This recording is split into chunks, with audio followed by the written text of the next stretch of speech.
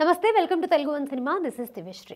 Megastar Chiranjeevi Telangana హైకోర్టును ఆశ్రయించారు. ఆయన పిటిషన్ను విచారించిన హైకోర్టు గ్రేటర్ హైదరాబాద్ మున్సిపల్ కార్పొరేషన్కి అక్షింతలు వేసింది. ఇంతకీ చిరంజీవి ఎందుకు హైకోర్టు ఎక్కారు, హైకోర్టు జీహెచ్ఎంసీకి ఎందుకు అక్షింతలు వేసింది అన్న వివరాల్లోకి వెళ్తే, చిరంజీవి జూబ్లీ హిల్స్లోని తన నివాసంలో రెనోవేషన్ పనులు చేపట్టారు. ఇందులో భాగంగా రిటైన్ వాల్ నిర్మించారు. ఇంటి పునరుద్ధరణలో భాగంగా తాను చేపట్టిన నిర్మాణాలను క్రమబద్ధీకరించాలని చిరంజీవి జీహెచ్ఎంసీకి దరఖాస్తు చేసుకున్నారు.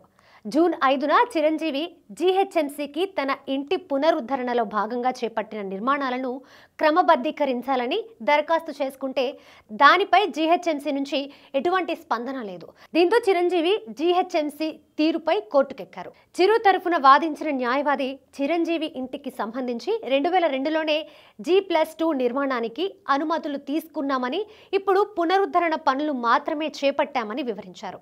ఇందులో భాగంగా చేపట్టిన నిర్మాణాలను పరిశీలించి క్రమబద్ధీకరించాలని జీహెచ్ఎంసీకి దరఖాస్తు చేసినా పట్టించుకోవడం లేదని తెలిపారు.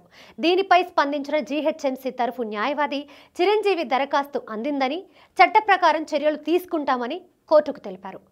ఇరు పక్షాల వాదనలు విన్న న్యాయమూర్తి పిటిషన్ దరఖాస్తుపైన చట్ట ప్రకారం ఉత్తర్వులు ఇవ్వాలని జీహెచ్ఎంసీని ఆదేశిస్తూ విచారణను ముగించారు. ఈ సందర్భంగా జీహెచ్ఎంసీపై కోర్టు ఘాటు వ్యాఖ్యలు చేసింది. అనుమతులు ఇచ్చేందుకు ఎంత గడువు కావాలని ప్రశ్నించింది. అక్రమ నిర్మాణాలకు అధికారులు వత్తాసు పలుకుతున్నారన్న ఫిర్యాదులు వస్తున్నాయని పేర్కొన్న కోర్టు, సక్రమ నిర్మాణాలకు అనుమతులు ఇవ్వలేరా అంటూ ఆగ్రహం వ్యక్తం చేసింది.